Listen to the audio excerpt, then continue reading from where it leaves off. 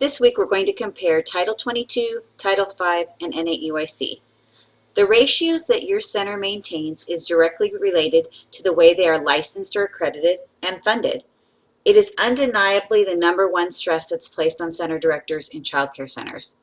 Many times centers are staffed as such that there is no fudge room if someone happens to get sick, and of course someone happens to get sick, then you have a problem. Let's take a look at these ratios. Title 22 is the least restrictive. In infants, there's a 4-to-1 ratio. Title 5 says 3-to-1.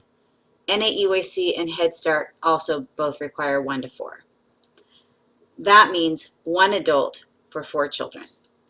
The low Title 5 ratio is why many centers can't afford infant care. When we move to toddlers, the numbers are very similar. Title 5, Head Start, and NAEYC require a 1-to-4 ratio. Title 22 allows a 1-to-6 ratio in a toddler group. We know there's a significant difference in the quality of care between one person with 4 toddlers and one person with 6 toddlers. The biggest challenge between the gelling ratios really comes when you try to determine who is a preschooler. A Title 22 preschooler is 2 years of age. However, according to Title 5, a preschooler is 2.9 years of age. If you are a state-funded program, that means you must abide by the most restrictive number. When we reach age 3, everything is meshing again, but there's a significant difference in the ratio. Title 22 says 1-to-12, and Title 5 and NAEYC requires 1-to-8.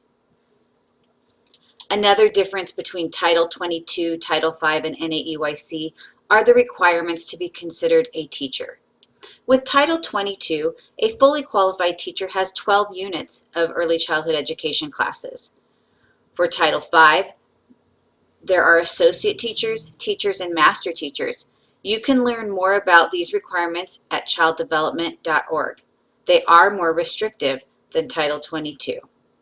NAEYC standards are for teachers to have a minimum of an associate's degree and be working toward a bachelor's degree.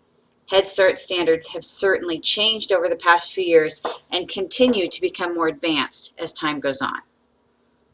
The most important thing is to be aware of the regulations that apply to your particular situation. In the California Early Childhood Educator Competencies, the section for leadership includes a section on system knowledge. It says this: understands the current status of the existing early care and education system, is familiar with the different sectors within early care and education and the regulations and funding sources of each sector. So we're not just learning things because it's a requirement for this course.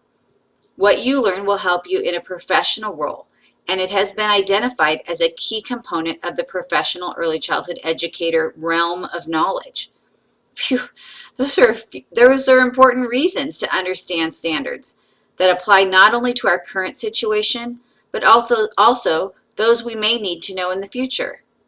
My job as your instructor is not just to educate you for where you are today, but to educate you for where you may be tomorrow or even 5 years from now. Have a great week, and please don't hesitate to contact me if you have any questions.